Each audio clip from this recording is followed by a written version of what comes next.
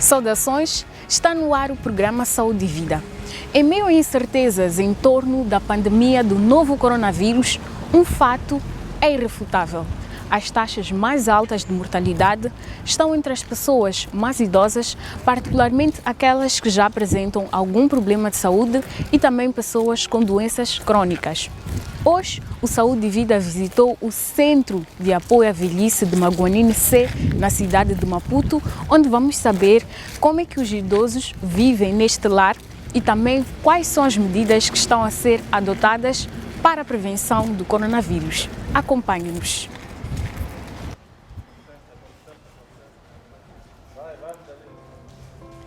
Com licença.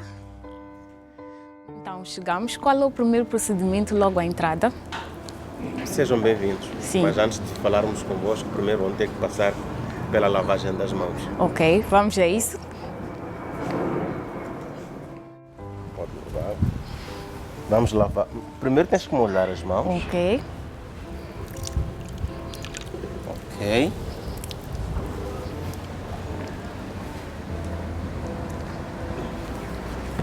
Até espumar.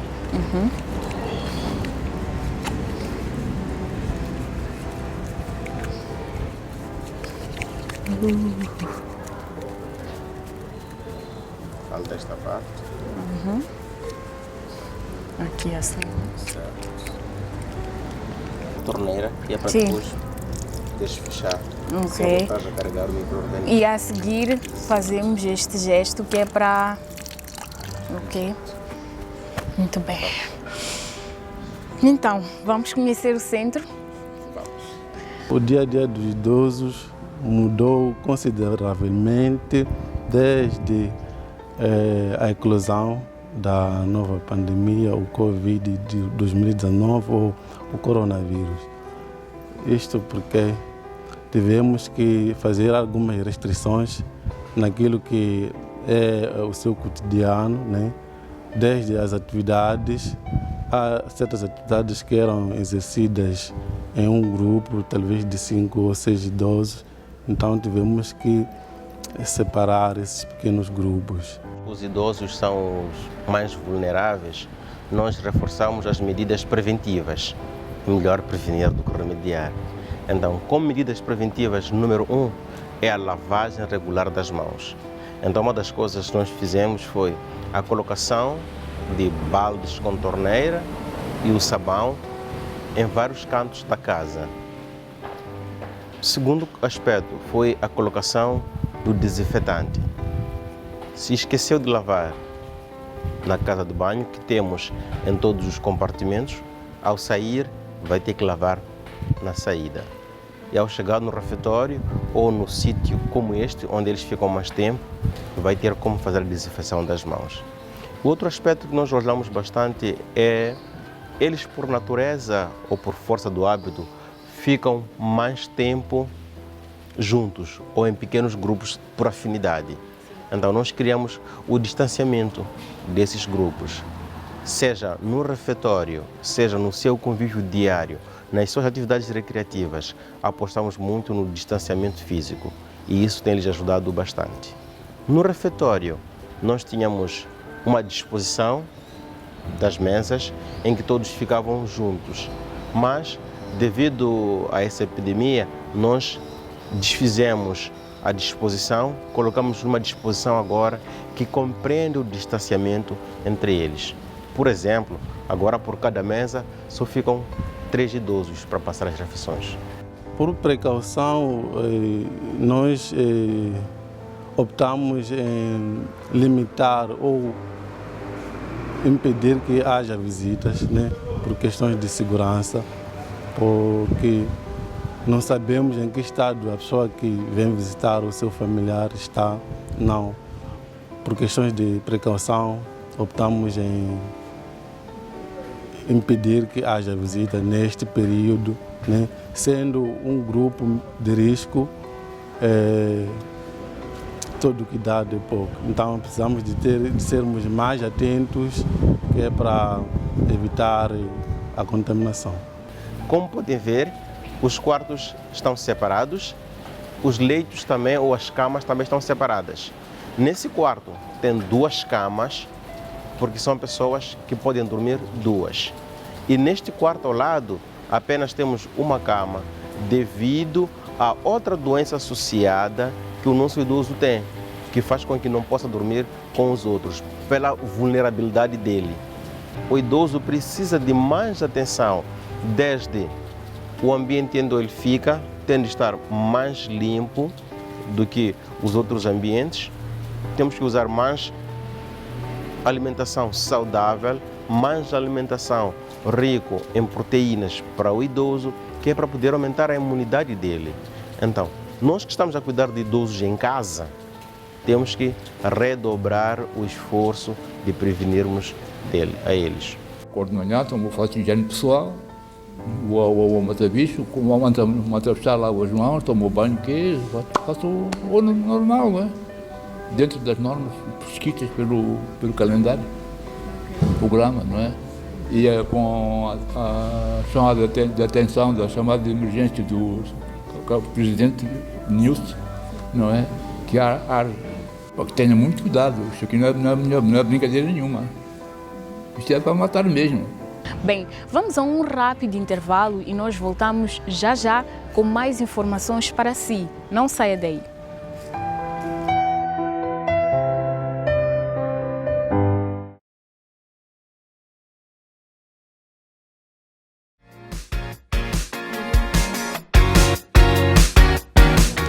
Bem-vindo de volta ao programa Saúde e Vida. Bom, sabemos que as pessoas idosas e também pessoas com doenças crônicas têm um sistema imunológico fraco, mas através da nossa alimentação podemos fortalecer o nosso sistema imunológico e evitar o contágio por várias doenças. Confira a seguir algumas dicas de alimentação com a nutricionista Sofia Pedrosa. Olá Mércia, olá telespectadores. Hoje vou trazer algumas dicas sobre como podemos reforçar o nosso sistema imunitário para termos defesas no combate ao coronavírus. O nosso sistema imunitário foi concebido para nos defender de organismos e agentes externos que não pertencem ao nosso corpo e com isso ele ataca para que não nos criem doença. Se o sistema imunitário estiver enfraquecido, ele não vai gerar uma resposta tão eficaz, nomeadamente contra o vírus, como o coronavírus. A primeira coisa que nós temos que ter em atenção, sem dúvida, é a alimentação. Uma alimentação mais natural, mais biológica, vai nos ajudar a potencializar e reforçar o sistema imunitário. E as primeiras coisas que temos que pensar é consumir mais frutas e vegetais, porque este grupo de alimentos de facto tem várias substâncias antioxidantes que reduzem a inflamação no nosso corpo e vão nos ajudar a melhorar o sistema imunitário. Portanto, quando falamos de frutas e legumes, falamos de qualquer tipo de fruta, de qualquer tipo de vegetal, seja em forma de saladas cruas, seja em forma cozida, legumes cozidos, verduras refogadas. Portanto, tudo o que seja vegetal é uma mais-valia nesta altura e devemos, sem dúvida, consumir um máximo de porções por dia, no mínimo 12 porções. Parece muito, mas se distribuirmos ao longo do dia, se começarmos logo o dia, por exemplo, com uma fonte de fruta ou de vegetais, de saladas, até ao final do dia conseguimos consumir essas 12 porções. Então, sendo assim, ao pequeno almoço podemos introduzir um sumo natural, ou uma fruta, ou uma salada, por exemplo, acompanhar o pão com salada. Os lanches intermédios da manhã ou da tarde serem, por exemplo, fruta, que pode ser o mais prático. O almoço e o jantar ter sempre, por exemplo, uma sopa, porque é uma forma de consumirmos mais vegetais numa densidade mais reduzida, portanto uma tigela de sopa já tem cerca de 2 a 3 porções de legumes e depois de seguida podemos fazer um prato que inclua saladas e legumes cozidos ou legumes salteados. Portanto, frutas e legumes é o que devemos dar mais atenção nesta fase. Outros alimentos que são importantes incluir agora, mais do que nunca, é o limão. O limão tem muita vitamina C, tem mais vitamina C do que a laranja e tem menos teor de frutose. Frutose é o açúcar da fruta. Então, para quem tem que controlar os níveis de açúcar, como pessoas com diabetes, ou para quem tem que controlar o peso, que não pode consumir muito açúcar durante o dia, é preferível optarem até pelo limão do que pela laranja. No entanto, devem consumir um pouco de tudo. Então, limão, gengibre e cúrcuma. Cúrcuma é o açafrão, aquela especiaria que normalmente utilizamos na cozinha, que dá aquela coloração amarela aos cozinhados. São de extrema importância agora, nesta altura, e podemos incluir, fazer parte de uma rotina diária, por exemplo, de manhã em jejum, antes de tomar o pequeno almoço, podemos espremer meio limão, cortar um pedacinho de gengibre e um pedacinho de cúrcuma, que normalmente são vendidos a nível de mercados, e triturar e beber todas as manhãs em jejum, algo deste género. Portanto, isto é realmente limão, gengibre e cúrcuma triturado, e podemos fazer um shot de manhã antes de tomarmos o pequeno almoço. Outros alimentos como especiarias e ervas aromáticas também são de extrema importância, porque eles têm óleos essenciais com propriedades antioxidantes. Portanto, pimenta preta, pimenta cayenne, que é aquela pimenta vermelha, também podem ser usados na comida, canela também. Outro aspecto importante é a hidratação. Nesta fase devemos priorizar a água e os chás, porque são bebidas que hidratam, e a hidratação é muito importante para termos um sistema imunitário mais forte. Então, água ou chás feitos através de plantas naturais são uma mais-valia, porque essas plantas têm propriedades antioxidantes e por isso também vão ajudar de alguma forma a fortalecer mais o nosso organismo. Devem evitar ao máximo bebidas açucaradas, como sumos, refrescos, uma vez que elas desidratam. Realmente, quando estamos com sede, bebemos um sumo ou um refresco e ele refresca e retira a sede naquele momento porque está fresco, mas devido à quantidade de açúcar que tem, vai desidratar o organismo. Então é muito importante nós termos atenção à quantidade de líquidos que bebemos durante o dia, no mínimo 8 copos de água ou de chá ao longo do dia devia ser uma rotina fixa para nós. Outro tipo de chá que nós podemos fazer, não é? Nós em casa temos, muitas vezes temos balacate, temos erva cidreira e também até temos eucalipto. O eucalipto nesta fase também é muito falado, porque a folha do eucalipto tem propriedades descongestionantes, portanto ajuda-nos a descongestionar as nossas vias aéreas superiores e podemos fazer bafos, podemos fazer chás. O chá de eucalipto é muito bom para gripes, para dor de garganta, é expectorante e antimicrobiano. Portanto, podemos utilizar o eucalipto em forma de bafos, chás ou até óleos essenciais que podemos aplicar no corpo. Nesta fase, há determinadas pessoas que estão num grupo de risco, como os idosos e pessoas portadoras de doenças crónicas. Então, mais do que nunca, são essas pessoas que têm que ter um cuidado acrescido, principalmente com a alimentação. É importante realmente enverdarem para uma alimentação mais natural, mais saudável possível, e também terem os valores controlados, não estarem descompensadas.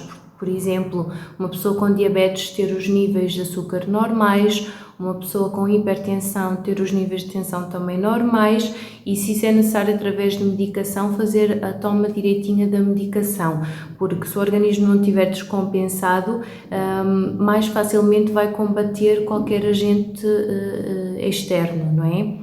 Ora, em jeito de consideração final e resumindo um pouco destas estratégias para termos um sistema imunitário mais fortalecido, portanto, passa por uma alimentação saudável, darmos mais ênfase agora às frutas e vegetais, ao limão, ao gengibre, à curcuma e a várias especiarias, incluirmos também alguns vegetais fermentados, e outros alimentos fermentados como o iogurte, porque vão ajudar a melhorar a microbiota intestinal, e o nosso intestino tem uma relação muito forte com o nosso sistema imunitário.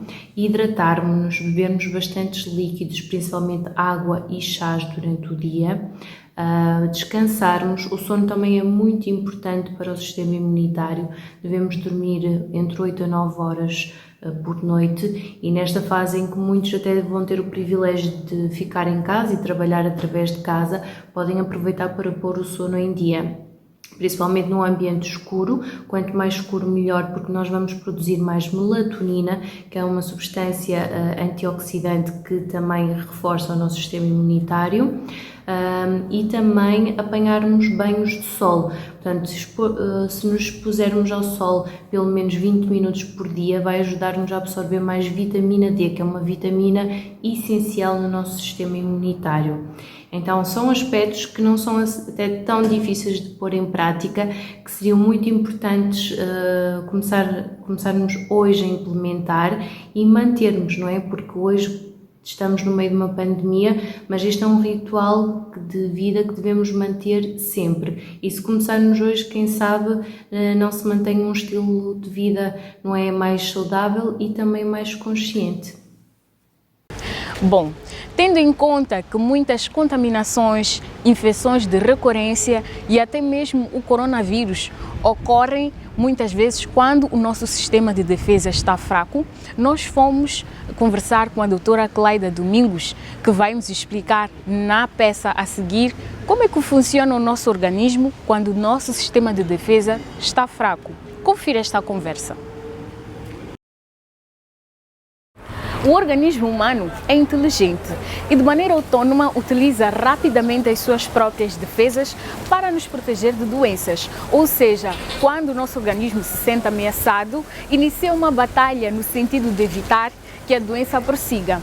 Mas, quando o nosso sistema de defesa está fraco, ficamos expostos a várias doenças e contaminações. Portanto, hoje vamos perceber como é que funciona o nosso sistema imunológico. Acompanhe-nos.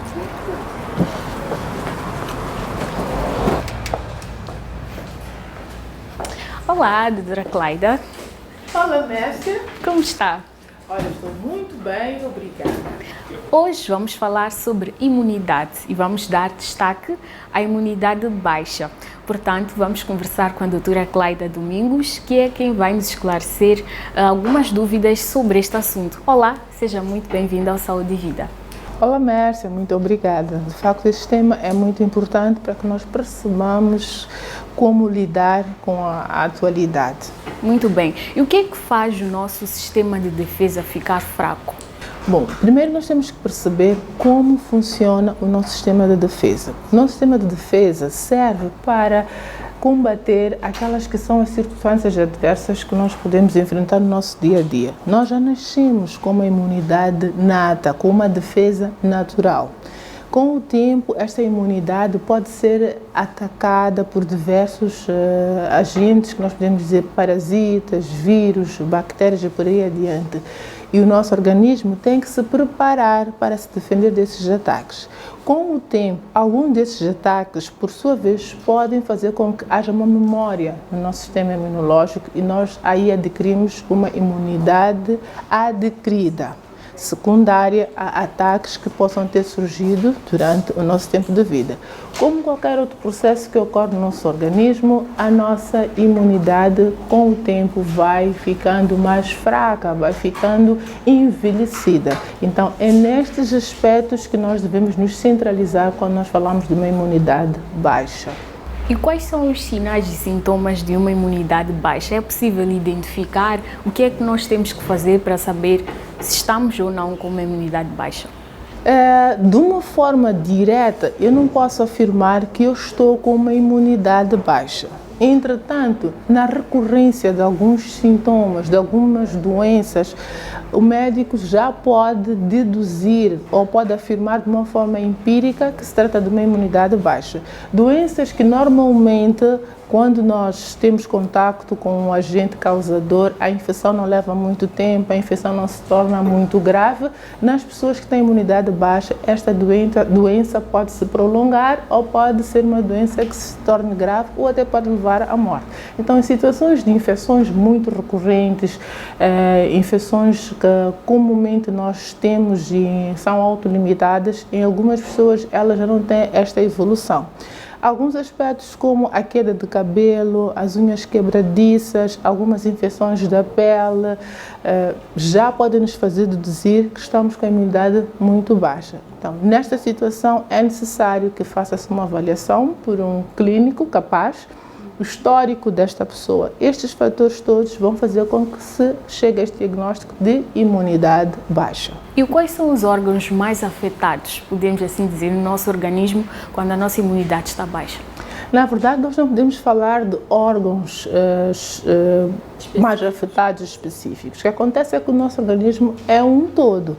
Quando nós estamos perante uma infecção oportunística, que é o que acontece na verdade, quando a nossa imunidade baixa, nós estamos sujeitos a ter infecções de repetição, infecções oportunísticas, que normalmente, quando temos contato com estas infecções, não evoluem desta forma. Então, nesta situação de uma infecção oportunística, porque o organismo é um todo, vários órgãos vão começar a manifestar sintomas.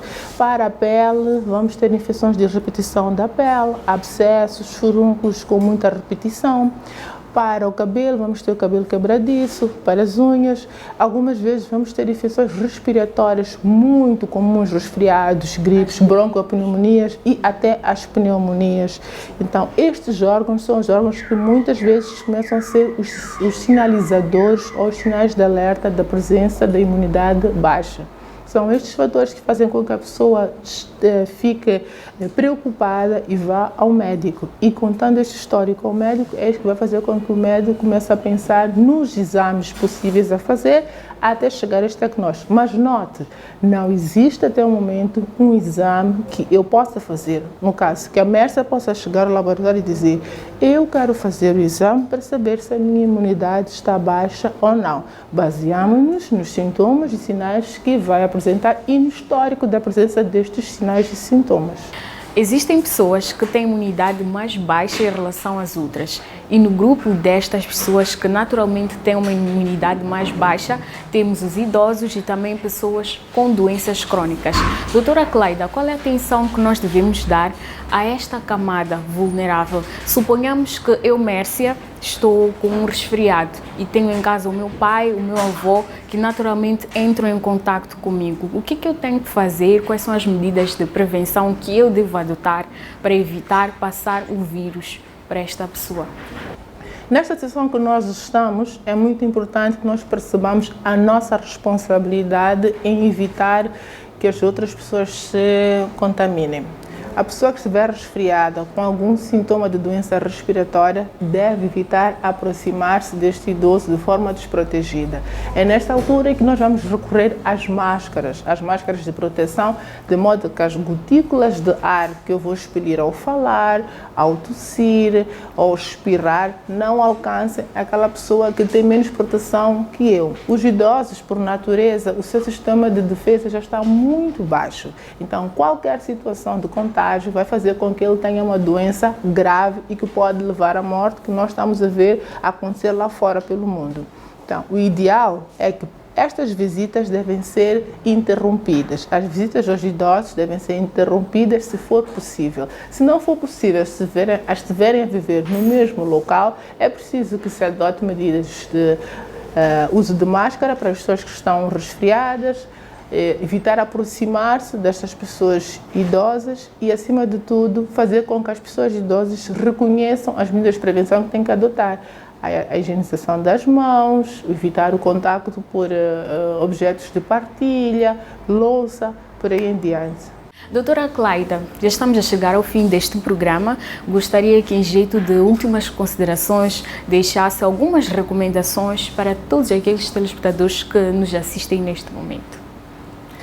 Olha, obrigada pela oportunidade. Se calhar o que eu vou falar é aqui, música para os nossos ouvidos, porque já estamos a ouvir falar das medidas de prevenção. É reforçar, devemos adotar pelas medidas de prevenção. Devemos ter atenção a optar pelo distanciamento social voluntário.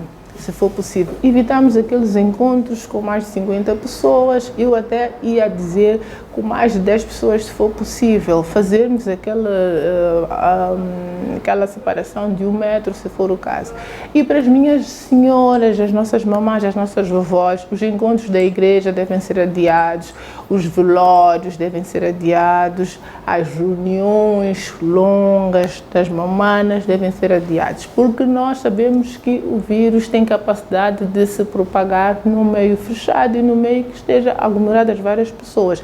Então, o meu apelo vai para as nossas mamanas, as nossas vovós, aquelas que nós chamamos mamanas da igreja, que, por favor, neste momento, vamos evitar aqueles encontros da igreja, aquelas reuniões de núcleo, aqueles velórios que, por hábito, nós precisamos participar, mas neste momento, por favor, vamos ficar em casa e vamos adiar estes encontros, porque a nossa imunidade, no caso, a imunidade destas pessoas que eu estou a falar, é aquela que está mais baixa. Então, há maior risco de contrair o vírus, porque é um ambiente de propagação mais fácil. Um aglomerado não fará bem. Eu volto a apelar, vamos ficar em casa. Então, ficou o apelo da doutora Cleida. Quero agradecer-lhe mais uma vez, doutora Cleida, por nos ter recebido aqui no seu local de trabalho e partilhar conosco estas informações que estão bastante pertinentes. Não há nada a agradecer, Mércia, é sempre um prazer colaborar e para um assunto que é de interesse público. E dizer que espero que voltemos a estar juntos e que as dicas que eu estive a dar sejam úteis e que, acima de tudo, possam colocar em prática. Bom, hoje tivemos a oportunidade de conhecer o Centro de Apoio à Velhice de Maguanine C, na cidade de Maputo. Também conseguimos entender um pouco mais sobre o funcionamento do nosso organismo quando o nosso sistema de defesa está fraco. Já sabe que pode continuar a interagir conosco através das redes sociais, subscrever ao nosso canal do YouTube, ficar a par de todas as atividades da Gadogen e também do programa Saúde e Vida, entrar em contato conosco através do nosso Facebook, mandar as suas dúvidas e perguntas no nosso grupo do WhatsApp. Por hoje é tudo, até uma próxima oportunidade, cuide sempre, sempre, sempre da sua saúde e vamos cuidar igualmente da saúde dos nossos idosos. Até a próxima!